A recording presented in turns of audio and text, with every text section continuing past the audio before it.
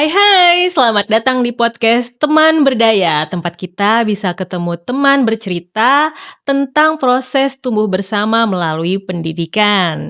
Dan di episode pertama kali ini, saya Yesika Sinaga sudah kedatangan seorang bintang tamu yang keren banget. Dia adalah seorang lulusan SMK. Tapi bukan sembarang lulusan SMK karena dia juga adalah seorang CEO dan pendiri perusahaan besar. Tidak lain dan tidak bukan dia adalah Kak Nadia Ursula. Selamat datang Nadia. Terima kasih sudah diundang. Sama-sama. Apa kabar nih hari ini? Puji Tuhan, sehat. Sehat Luar biasa. ya, luar baik. biasa. Yes. Oke, dari Bandung ya aslinya Dari ya. Bandung. Dari Bandung dan saat ini seorang CEO, benar? CEO, masih menjabat. Tidak menyamar ya? Enggak. Saya pikir CEO yang menyamar di drama Cina gitu. Oke, Kak Nadia boleh ceritain sedikit aja ya, soalnya nanti kita akan cerita panjang. Oke. Tentang perusahaan yang Kak Nadia dirikan itu namanya apa? KinKlaus namanya. KinKlaus. KS Group. KS Group. KinKlausnya itu KS. disingkat jadi KS. KS. KinKlaus itu artinya apa, Kak? Kinnya itu emas bahasa Jepang, Klausnya itu bahasa Jerman. Dia artinya kemenangan rakyat. Oh my God, keren banget namanya. Jadi kemenangan rakyat dan emas. Ya. Wah, ada cerita panjang itu kayaknya dari nama KinKlaus. Oke, jadi di podcast Teman Berdaya ini Kak, kita tuh punya beberapa foto yang akan menjadi pengantar ceritanya narasumber atau bintang tamu. Nah kali ini Kak Nadia ada 8 foto yang saya punya, ada dari nomor 1 sampai 8. Kita buka pertama-tama nomor 1 ya, dan Oke. dari sini mungkin Nadia bisa ceritain apa saja yang menarik dari foto ini, oke? Oke. Yang pertama, foto apakah ini? Ish. Cie.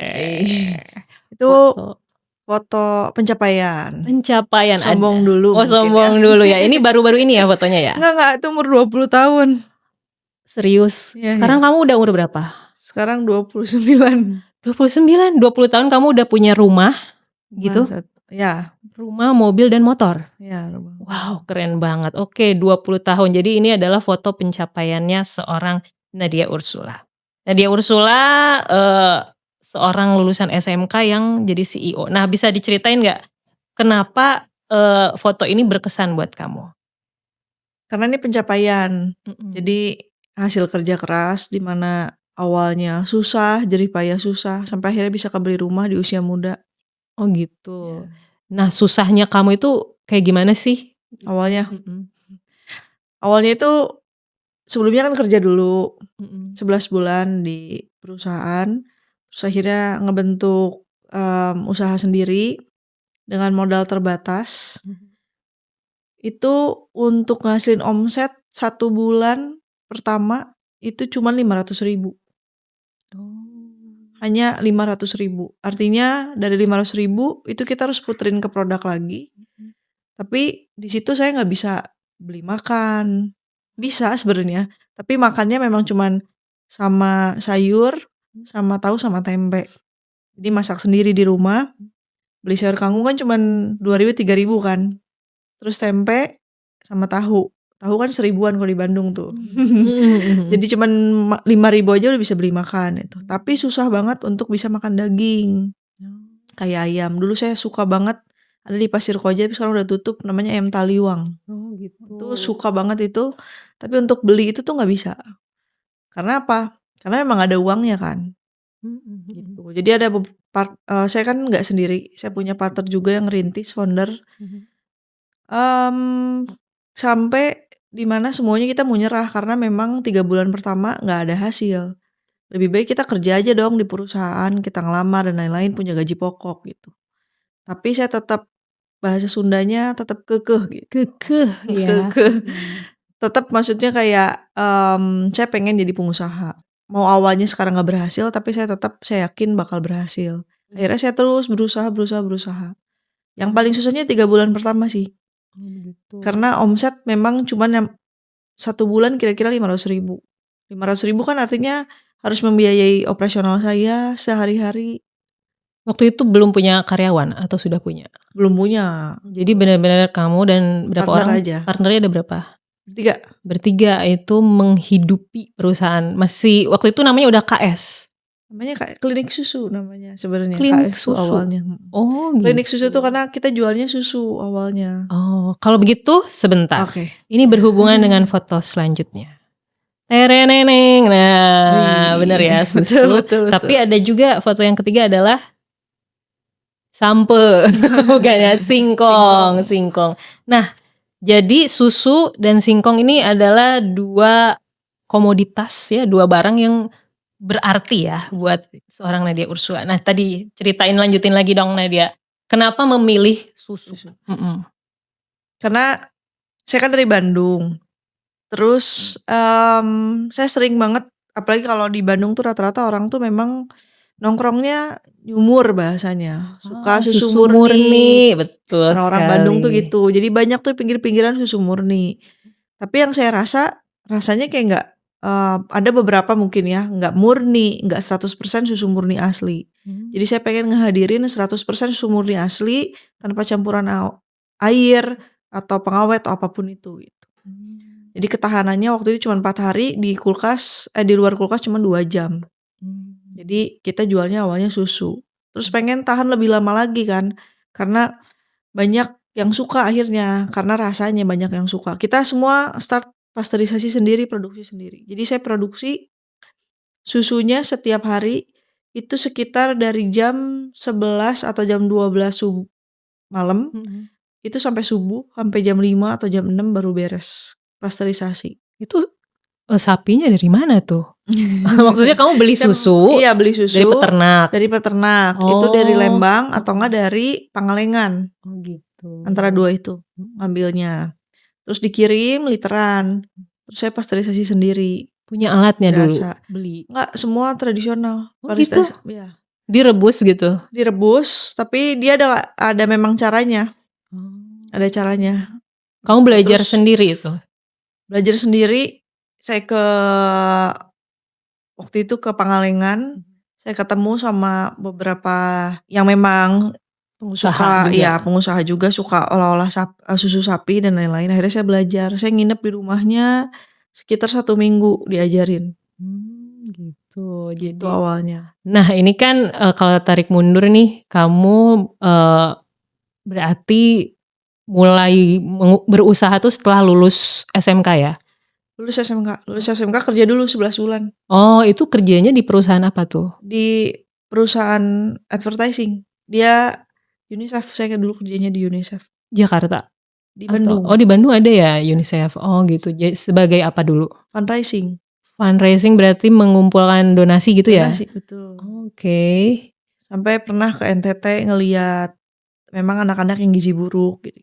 Gitu, jadi Fokusnya di kamu NTT. perjalanannya panjang juga ya? Iya. Baru lulus tuh ya? Lulus 11 bulan tuh saya udah kerja di Bandung, terus saya ke Bali, terus saya ke Batam. 11 bulan. 11 bulan tuh. Dari Masih 18 tahun. 18 tahun. Oke. Dari situ kamu dapat ini nih, katanya menjadi manajer ya? Jadi manajer, betul. Di situ ada jenjang karir. Rata-rata orang di situ untuk jadi manajer tuh 3-5 tahun baru bisa jadi manajer. Saya 8 bulan jadi manajer di situ. Apa yang kamu lakukan? Kenapa kamu lebih cepat dari yang lain?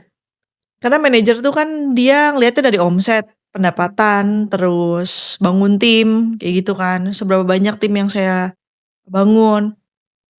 Orang-orang rata-rata kerja, start tuh kita masuk jam 7, pulang jam 5 office hour kan. Tapi namanya kita sales and marketing, sebenarnya mau nambah jam kerja juga sah-sah aja kan. Nah rata-rata orang jam 5 pulang. Saya kerja bisa sampai jam 12 malam. Ya ampun. Kalau Jumat Sabtu saya bisa sampai jam 2 sampai jam 3. Tapi dalam setahun itu memang saya tipesnya 2 kali. Iya, ada usaha, ada side effect-nya ya gitu. Saya tipes sampai 2 kali itu di waktu 11 bulan itu. 11 bulan, tapi luar biasa menanjak karirnya ya. Anak yang baru lulus dari SMK ya. Di situ kan ada tuh akhirnya saya punya gaji gitu kan. Lumayan banyak, akhirnya punya tabungan dan di situ akhirnya yang bikin buat usaha. Gitu. Gitu. Jadi kamu Tapi sebelumnya modalnya memang dari situ. betul, memang sebelumnya, memang udah bertekad jadi pengusaha dari saya SD kelas 6. Mmm. Jadi waktu saya bekerja itu, ke leader saya udah bilang, "Saya kerja di sini hanya untuk memang ngumpulin modal dan ngumpulin pengalaman, memang saya pengen jadi pengusaha." Jadi Mmm. dari awal memang saya udah bilang. Kenapa Memang kamu nggak pengen jadi pegawai atau karyawan sih? Kenapa harus pengusaha gitu? karena awalnya waktu SD tuh saya lihat di, warnet. Mhm. Jadi dulu tuh zamannya warnet karena nggak punya komputer gitu kan. Terus pengennya sebenarnya awalnya pengen jadi kaya aja sih. Intinya kaya ya, Terus heeh. 10 orang terkaya semuanya pengusaha. Mhm Di mhm. situlah mulai, terus pengen jadi pengusaha ngelihatnya kan jualan kan. Makanya di SMP saya belajar jualan. Oh dari SMP sudah jualan? Udah jualan, Jualan apa dulu? apapun dijual. Jadi saya jual beli HP Oh dari dari SMP? SMP. Jadi, Wow. sebenarnya ini nggak tahu deh kalau di zaman sekarang kan sebenarnya nggak bisa. Cuman saya dulu punya gogok gitu kan. Mmm. Saya pelihara anjing, tapi dia punya anak gitu kan, anak-anaknya ada 6, 7 sekali sekali melahirkan. Nah Oh. itu saya Dijual? jual gitu. Oh gitu ya. Satu sementara itu kan dia ngurusnya nggak susah kan. Jadi Mmm. habis makan tulang-tulangnya kan bisa dikasih gitu Mmm. kan. Sebenarnya gratis kan. Nah, saya bisa jual satu anak anjing tuh 200 sampai 250.000. Wah udah lumayan banget Lumayan kan. tahun Nah, itu. uangnya saya beli HP. Beli Dijual HP, dijual lagi? lagi. Oh Terus iya. ada selisih itu beli lagi, dijual lagi. Terus saya jual MP3 kalau dulu tuh. MP3 CD-nya? MP3 Oh yang alatnya kecil-kecil alatnya, ya. oh iya. Terus saya jual dulu tuh lagi zamannya Lollipop di zaman saya tuh. Lollipop yang warna-warni yang gitulah pokoknya. Permen? Permen Bener? Lollipop. Oh Jual jual makanan juga dulu. jepit juga. Jepit apa aja dijual ya? Pokoknya saya dapat harga murah, saya jual. Emang ada jiwa wirausaha itu dari mana sih? Apakah keluarga seorang wirausaha juga? Papa sih sebenarnya papa suka dagang dulu. Dia punya apa ya? Tempat makan tapi warung bakso kayak gitu-gitu. Oh Dia punya gitu. Jadi kamu ngelihat sosok papa suka jualan. suka jualan dan pengen kaya gitu ya? Iya, pengen kaya. Pengen kaya. Cuman akhirnya kan orang tua semua bilangnya kayak ini tuh susah loh jadi pengusaha gitu kan. Gak mudah, gak gampang. Coba lihat papa aja emang maksudnya mudah, emang gampang. Ini aja kan memang karena struggle juga, jadi buka tutup lagi. Oh gitu. Itulah perjuangan ayah yang menginspirasi Nadia ya. Ya buka tutup lagi, terus dia selalu bilang ya emang susah, pasti gagal gini. Cuman saya bilang kan beda rezeki ya. Dan akhirnya setelah membuat perusahaan, emang pernah merasakan gagal juga? Oh sering dong, sering. Oh iya. Akhirnya kan di situ kekumpul tuh dananya. Terus akhirnya kita dari susu ke yogurt, dari yogurt ke keripik singkong. Yang tadi ya. Yang tadi keripik singkong. Terus akhirnya 2000 pas Covid tuh berapa ya? 2020 ya? Saya nggak tahu kalau di bulan sekitar kira-kira bulan April itu Covid tuh datang ke Indonesia. Januari saya buka restoran. Oh, baru buka malah Covid. Restoran apa tuh Kak dulu? Di noodles. Oh, mie gitu ya. Mie noodles tapi versi Chinese gitu. Dia di Braga. Nah, itu kan Braga tuh wisatanya Bandung. Iya. Untuk sewa ruko tuh mahal. Saya langsung sewa 2 tahun waktu itu. Jadi memang rugi besar lumayan. Iya, ya memang Covid itu membuat efeknya panjang sekali ya. Dan dari situ kerugian dialami ya. Rugi. Tutup kah tokonya? Tutup. Kan Covid, selama Covid apalagi Braga di Gak lockdown. boleh ya, betul. Jadi belum sempat buka atau memang? Sempat buka cuman 3 bulan kalau gak salah. Oh gitu ya, struggling banget ya waktu itu. Saya merugi sekitar hampir 1 miliar rugi. Ya ampun, itu modal hilang tuh. Enggak sih. Oh masih ada modalnya ya. Masih. Di sini kan jalan terus. Jadi ini restoran ini sebenarnya ekspansinya. Oh begitu, jadi susu tetap jalan nih. Susu tetap jalan, yogurt tetap jalan, keripik tetap jalan. Ini ekspansinya gitu. Berarti walaupun bisnis toko mie itu tutup, Ya. bisnis yang lain tetap berjalan ya Kak waktu Jalan. itu. Nih, kalau gitu ada hubungannya dengan foto nomor 4, yaitu foto apa nih Kak? Aku lihat ada Itu mereknya. Kasafetos. Bacanya Kasafetos atau Keisafetos? Kaseftos. Kaseftos. Oke, dan Nulalak. Nulalak Oke. tuh yogurt sama susu, mereknya Nulalak. Kalau Kaseftos yang keripik singkong sampai sekarang.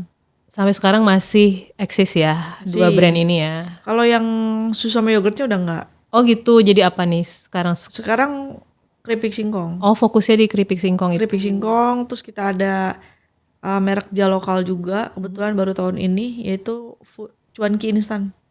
Cuanki instan sama seblak instan. Sangat Bandung ya, Iya, cuanki dan seblak Bandung ya.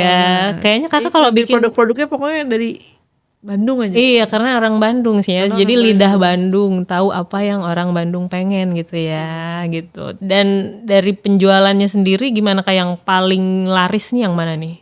Yang paling laris keripik singkong. Keripik Tapi sekarang lagi ya 11-12 sama cuanki. Cuanki lagi rame. Cuanki instan. Oh, dan ini dijualnya di mana aja Kak?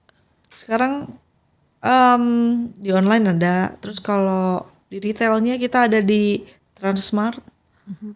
Oh, di Transmart ada. Tapi kalau kita ada event-event booth itu tergantung sesuai kantor. Kita ada 3 kantor sekarang. Ada Jakarta, ada Bandung, sama ada Bekasi. Oh gitu. Dan pusatnya ada di? Sekarang lagi Jakarta pusatnya. Kalau boleh tahu sekarang berarti udah berjalan berapa tahun nih KS ini? Berarti tahun ini 10 tahun. Sudah 10 tahun umurnya. Tahun ini, luar bulan biasa. Juli ini 10 tahun. Sudah berapa karyawan yang kakak miliki nih di KS? Sekarang sekitar 100 karyawan di 3 kota ini ya.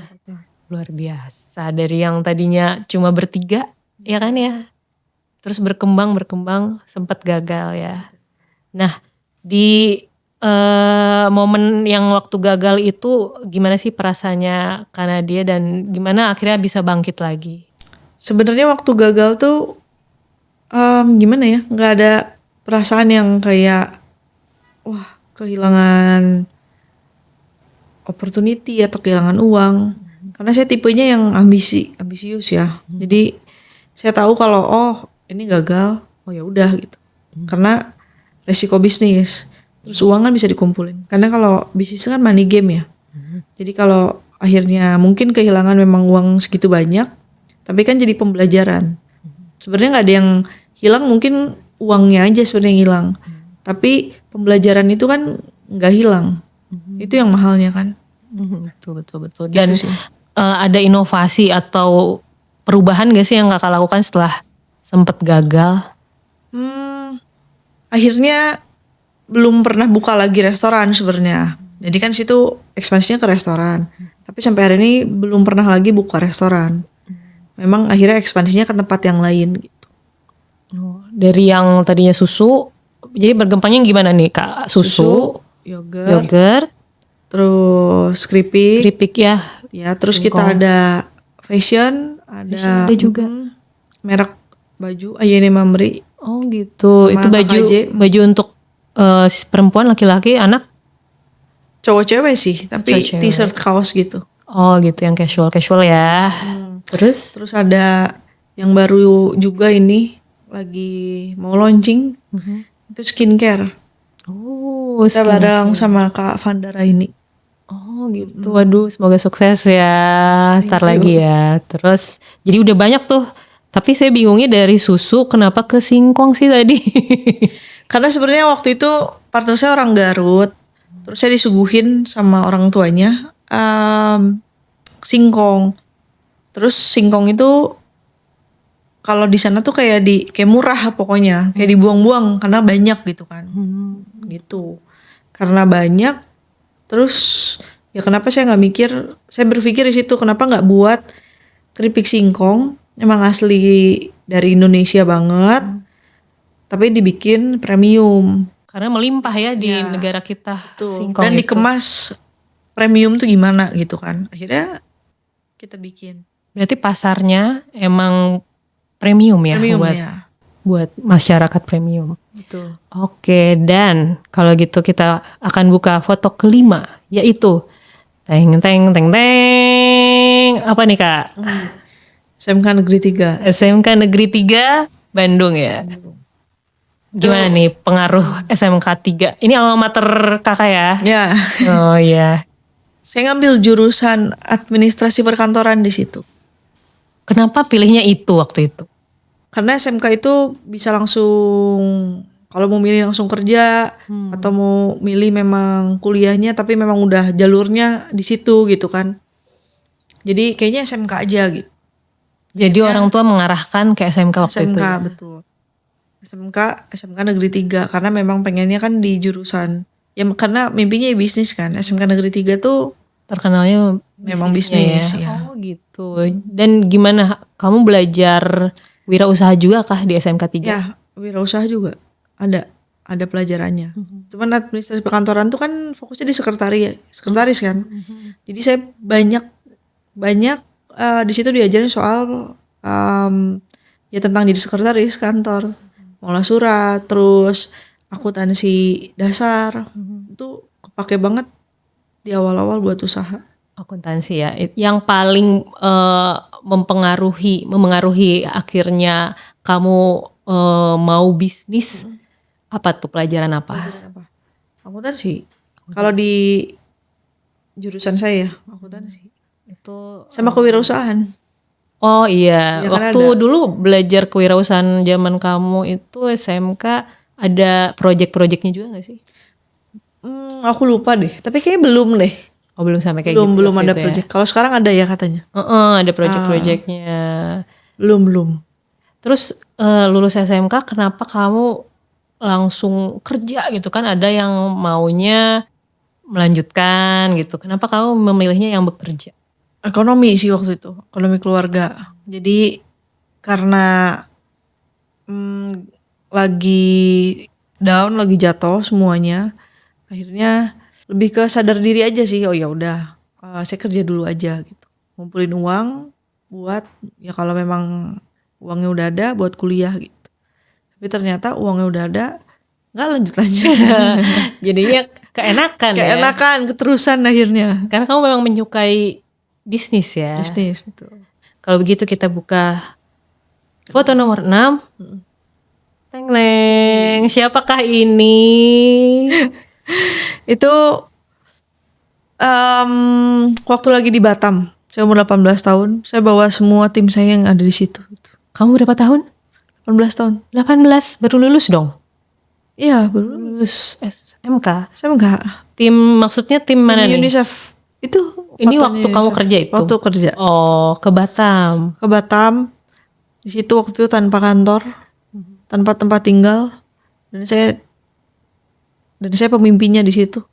Jadi harus cari tempat tinggalnya, baru nyampe tuh bingung mau kemana nih.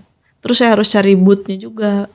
Gitu. Itu berapa lama di Batam waktu itu? Sekitar 3 minggu atau 1 bulan kalau nggak salah. 3 minggu 1 bulan. Dan hasilnya dari sana secara Saya penghasilan? Hasilnya dari sana, di situ saya manajer di Batam. Oh, Hasilnya ya manajer, itu ya. karena penjualannya tinggi dan waktu pulang semuanya kena tipes. Oh iya. Kecuali 2 orang doang nggak kena tipes. Oh gitu. Mungkin setelahnya. Setelahnya. Oh jadi itulah pengalaman berkesan yang bikin seorang Nadia Ursula menjadi manajer setelah 11 bulan bekerja ya? 8 bulan. Oh 8 bulan bekerja jadi manajer di usia 18 tahun. 18 tahun. Kalau kamu bisa ngomong nih ke adik-adik SMK yang mungkin masih mencari jati diri, masih bingung mau ngelanjutin apa mau wirausaha, kamu mau nyampein apa nih? Oke. Kalau buat adik-adik, Adik-adik. Lucu.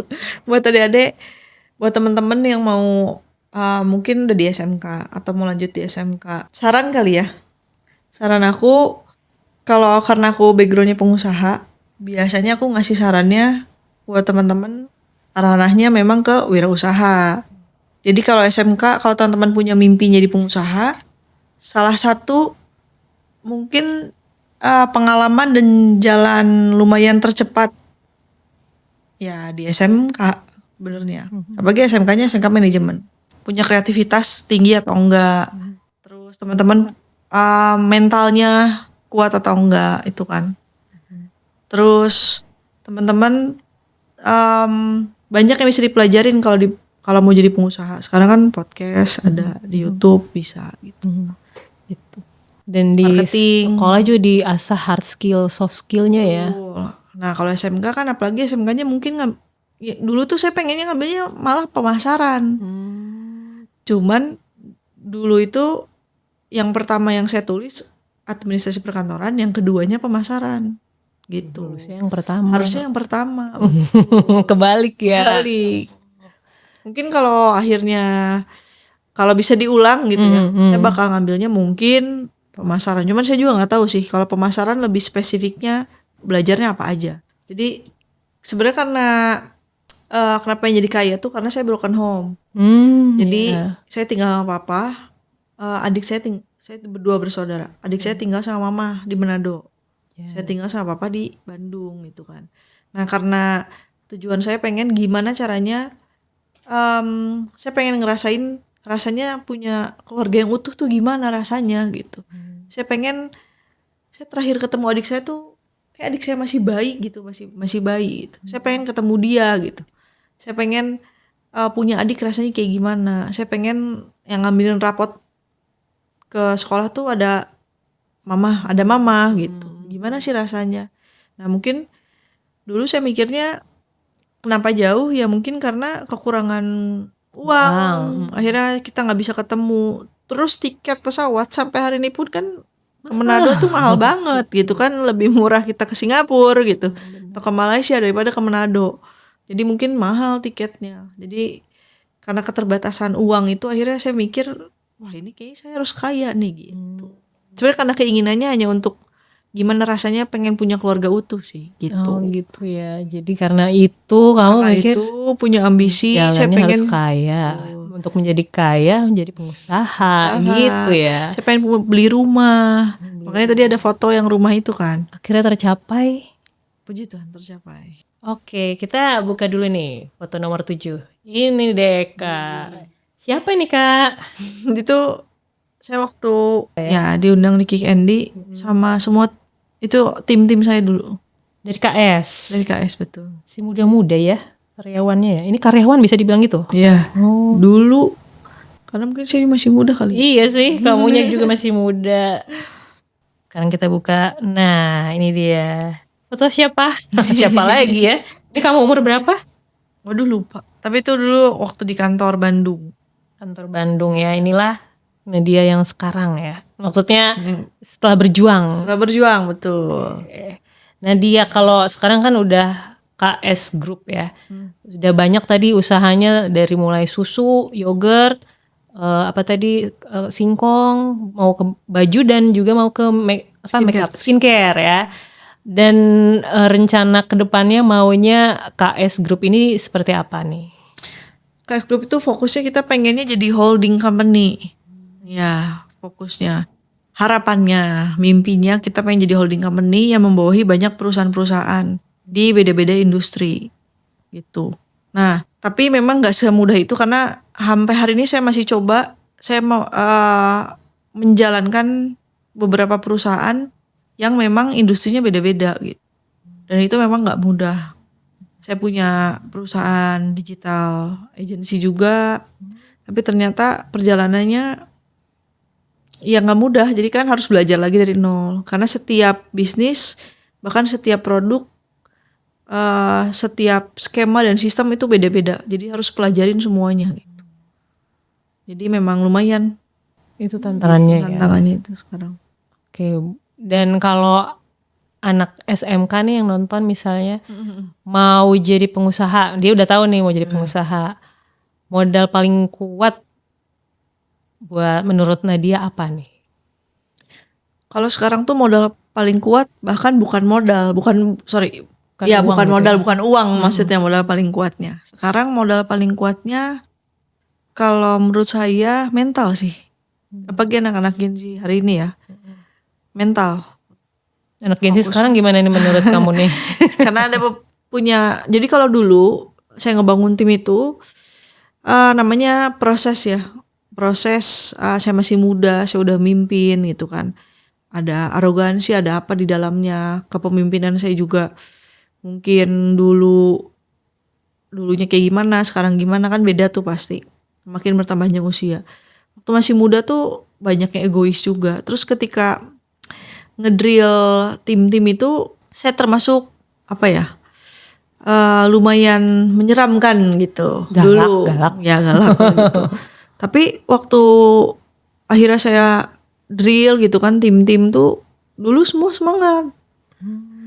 Kalau hari ini saya pakai kepemimpinan Nadia yang zaman dulu yang otoriter itu nggak bisa. Semua udah pasti langsung tiba-tiba malamnya Resign. ya kayaknya saya nggak cocok lagi di perusahaan ini gitu. Cuman ya mental sih sebenarnya. Mungkin kalau teman-teman yang memang pengen jadi pengusaha, mental. Karena jadi pengusaha itu teman-teman kan fokus jadi pengusaha itu jualan kan. Benar. Antara jualan produk atau nggak jasa. Nah ketika jualan tuh udah pasti teman-teman nggak mungkin diterima terus. Pasti ada penolakan. Nah waktu ditolak itu kan mental. Dan bisnis tuh nggak berhasil terus loh. Dan waktu gagal itu kan mental. Waktu gagal teman-teman mau terus berusaha nggak? Mau terus cari strategi nggak? Untuk gimana caranya produknya bisa terkenal, bisa berkembang gitu. Atau malah jadi kayak aduh susah ya ternyata, udah deh memang bukan passion saya, kayaknya nggak bisa deh, ya udah deh nggak ada yang beli juga produknya gitu. Kalau kayak gitu nggak akan ada nih. Iya sekarang betul. ya untungnya. Jadi saran saya mental nomor 1. Betul. Kalau yang paling sulit nih dari sepanjang kamu mendirikan dan memimpin KS Group, paling sulit itu di dalam hal apa? Apanya tuh? Ya apa ya, entah memimpin Gen Z kah? Okay. Atau menghadapi klien atau menghadapi apa? Paling sulit menciptakan pemimpin. Oh gitu. Betul. Karena di bisnis itu kalau kita mau ekspansi, artinya kan dari bisnis yang A di situ udah sistemnya udah bagus, terus manajemennya oke, pemimpinnya di situ udah oke, baru kita bisa ke bisnis yang B gitu kan. Kita yang terjun atau kita cari orang lagi, kita latih orang lagi. Tapi untuk melatih pemimpin itu tuh, nah itu yang memang lumayan. Menantang. Pemimpin tuh udah kita harus ajarin dari nol, mentalitasnya, cara dia berkomunikasi, cara dia leadershipnya, kita udah ajarin semua dari nol. Dan bisa satu visi sama kita, satu visi sama perusahaan, budayanya sama. Itu kan takes time, butuh waktu. Tapi ketika udah jalan, belum tentu loyal. Iya benar. Jadi dia pergi. Iya, jadi harus diajarin loyal lagi. Ya itu yang gak mudahnya. Kita udah build, tapi ternyata karena suatu hal atau mungkin ada kesalahan sedikit atau gimana, akhirnya pergi atau gimana gitu kan. Nah itu lumayan. Wah, lumayan sulit terus itu. Iya, saya pikir tuh karena nggak mudah nyari orang. Pengusaha tuh ya pengusaha aja, pokoknya perusahaan saya stabil. Ternyata tidak ya. Enggak. Tetap membuat pemimpin yang lain ya. Manajemennya yang lumayan. Ya membuat sistem susah. Buat sistem yang oke, manajemennya oke, itu nggak mudah juga. Saya butuh, karena saya nggak kuliah, akhirnya saya private sama dosen S3, S2, tapi fokusnya di manajemen gitu kan. Karena saya butuh banyak bimbingan lagi. Akhirnya private, ngambil private dan lain-lain, tapi ya ternyata nggak dari teori waktu dipraktekin nggak semudah itu juga. Kadang beda ya. Oke, jadi Gimana nih Kak soal hambatan? Apa aja yang Kakak temukan selama ini hambatannya? Oke, ngomongin hambatan, sebenarnya hambatan tuh aku tuh banyak banget gitu kan, keterbatasan di diri tuh. Mulai dari saya anak broken home, terus keterbatasan orang tua, membiayai, akhirnya nggak bisa kuliah, saya nggak punya modal, keterbatasannya banyak gitu. Tapi ketika akhirnya kan banyak tuh anak-anak broken home tuh nyalahin keadaan, nyalahin keluarga, nyalahin orang tua. Akhirnya kenapa menyalahkan itu semua? Akhirnya mereka bilang kadang mereka nggak sukses karena itu, mereka seperti ini karena itu gitu kan. Sebenarnya yang saya mau bilang di sini, mau keterbatasan kamu sebanyak apapun, tapi kamu bisa lewatin semuanya, pelan-pelan kamu jalanin, kamu trust sama prosesnya, kamu nggak pengen kayak buru-buru cepet-cepet karena ngelihat media sosial, karena ngelihat orang lain cepet, kenapa saya lama dan lain-lain, akhirnya nggak percaya sama proses. Nah, hal-hal yang gitu malah yang nggak bisa bikin berhasil sebenarnya. Jadi saya cuma mau bilang, saya punya banyak keterbatasan, mulai dari pendidikan, mulai dari keluarga. Tapi kalau bisa sampai hari ini di pekerjaan, atau saya bisa berhasil, sukses, yaitu karena saya bisa ngelewatin setiap hambatannya.